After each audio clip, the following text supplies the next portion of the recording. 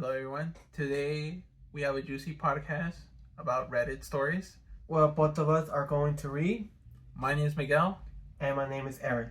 and today we're going to start off with my brother in law is married and has a secret girlfriend.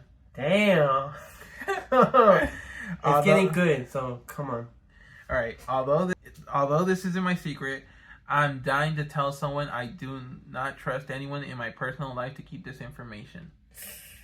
My brother-in-law, in a sense, is cheating on his wife and has been for a while. She has just left the country to visit family and will be gone for a few short months.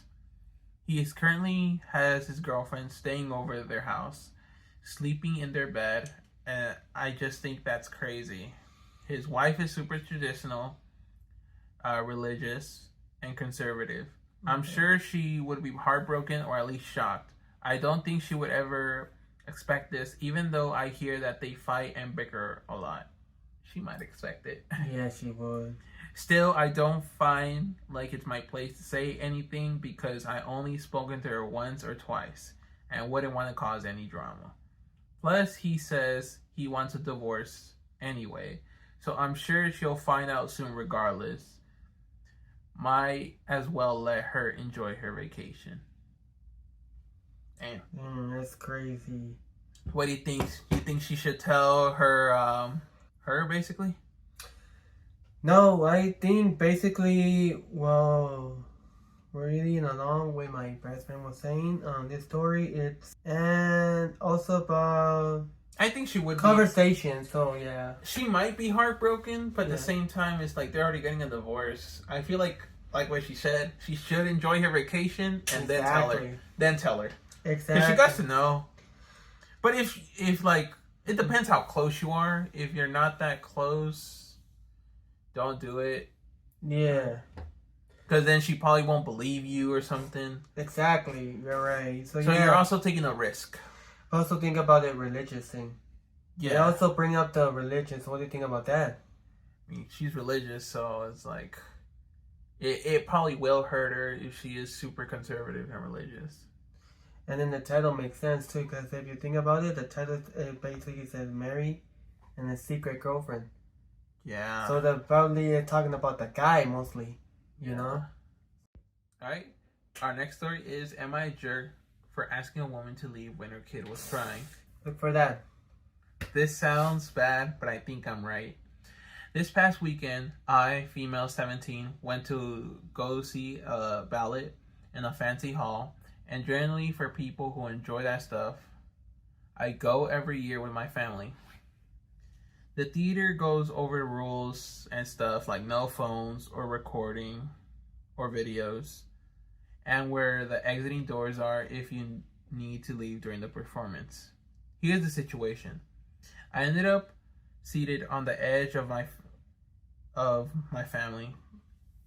So I'm sitting next to my sister on the right, but on the left is a stranger. She looks to be in her early 30s, maybe late 20s. She came rushing in as the lights were dimming with her husband and two kids. And one looked to be about 8, female, and the other probably 3 or 4, male. The 8-year-old was fine, and she seemed pretty happy to be there and was wearing a crown and everything. No hate. Anyways, the mom has a huge purse that is stuffed.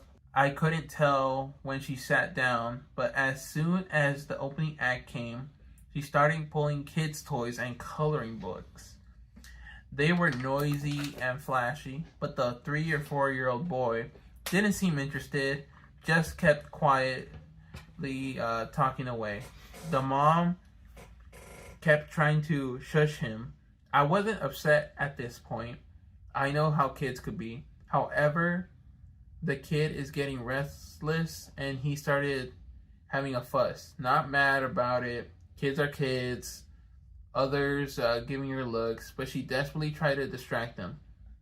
The father tried to help as well, but it didn't look like much was helping. I assumed the lady would be able to calm her kid down, but when the theater started to end and the second act comes up, she comes in later with her son, starting to be louder and louder.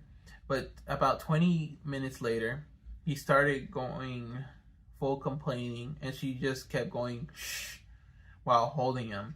At this point, I'm getting sort of upset. There's a TV in the hallway, so you're only missing time moving from your seat. She can still watch the ballet in the hallway while calming her kid. He might have been overwhelmed, but I don't know. Anyways, I keep leaning and asking, I'm sorry, but he's kind of being kind of a fissy. But do you know there's TVs in the hall? Not outright asking her to leave, but kind of insinuating that there's some. The boy is in a full meltdown, kicking other seats, jumping up and down, and she told me I wouldn't understand because I'm a teenager, but kids are harder to take care of than a phone. Like what? She continued to sit down while trying to entertain him, but then he starts saying potty, potty, and she leaves. When they came back, he's chill the rest of the time. My parents agreed with me. I disputed and was told I didn't have the right to tell or ask her because I'm a teenager and I'm not supposed to talk to adults like them. They didn't have to sit next to a kid that was complaining. My point is, why spend money on something nice that clearly isn't kid friendly? Her 8-year-old kid was excited to be there, which is fine. The kid was well behaved, but the 3 or 4-year-old isn't going to understand or what is a 2-hour to watch ballet with no words. And since some are confused, I wasn't telling her to go watch a TV show in the hall. It's the monitor live performed inside the theater. So she was watching in real time what was going on. Mm-hmm. Yeah. So it's not regular TV. They're basically watching the act. Exactly. Like, yeah. So it's like if there was a TV there and then... So she could have watched it right there, but I guess she didn't want to. She wanted to go, you know, to Seattle. So, yeah. So what do you think? Well, basically, what I understood about this story is, like I said, keyword was crying kids. So it's basically talking about kids crying because parents don't know how to take care of it. Because it says here something about 3+. Yeah, 4? it was a 3-year-old, 4-year-old. Yeah, 3-year-old, and then parents. And you know how 3-year-olds are. They just they cry and cry and cry, like it says here. Kids was crying, and yeah. What do you think? I honestly think, yeah, it was a good thing you told her. Like, yeah, you're a teenager, but like, you're there to enjoy the show, and well, not there to take care of the kid. Yeah, exactly. Yeah. Yeah. At the same time, she could have watched it over there. Like, the mom was being pretty rude, just leaving her child right there, and the kid was already making noise, fussy noises, like we should say. And just think about it. You're just sitting down, and then like you're trying to enjoy the show, and then you have a kid crying next to you. You won't enjoy it. So, like for me, how would you feel if they let you with the kid, and all of a sudden you're like thinking in your mind like, oh, I'm babysitting? Yeah, you can't even enjoy the show. I mean, come on. Am I babysitting or I'm... So, yeah. So that's what it's basically about. It's basically about... but is she in the wrong, though? Huh? Is she in the wrong? That's the thing. Should she have told the mother to, stop making her kid cry? Well, yeah. Basically, you should have told the mom, hey, mom, No, because the mom was like, you don't know this. You're a teenager. Yeah, exactly. Yeah, but that's kind of disrespectful. It's because the teenager was trying to enjoy her show. So you weren't rude or anything, but at least she acts. That's the thing. Yeah. But kids could be kids, and no matter how age you get, you still be a kid. So yeah. All right. Our next and last story.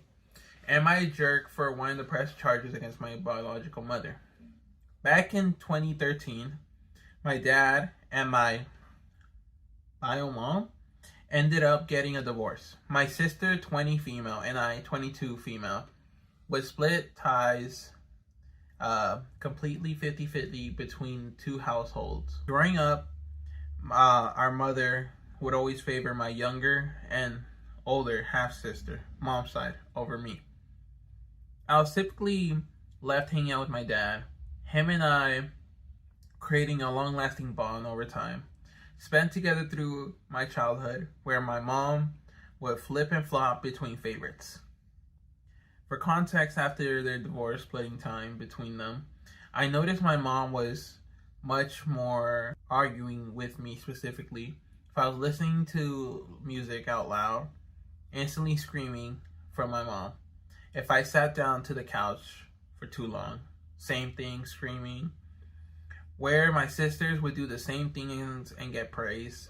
This is when I started confiding in my dad on how I was being treated, which he was not okay with at all. In August 2014, we ended up going to the beach with my mom and younger sister. I was 13. I had gotten to bring a friend with us. We spent the day relaxing, swimming, and shopping. The ride home was oddly quiet. We dropped my friend off, and as soon as we got home, I laid into it.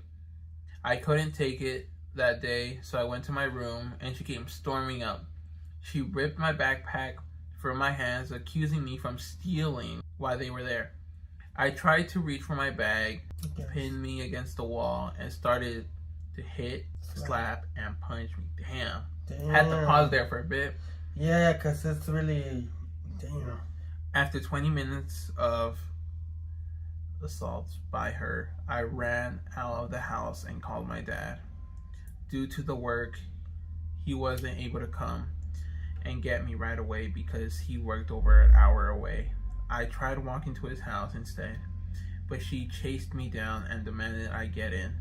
At the time, she lived on a very busy road. Small town. In the small town. I refused. I kicked. I screamed until she got out there and threw me in the truck. Wow. It's kind of hard to read, but... Yeah, she screamed? Yeah, she screamed at me the entire way to my dad. The next morning, my dad and I went to file a police report, only for them to tell us it's just a parenting style.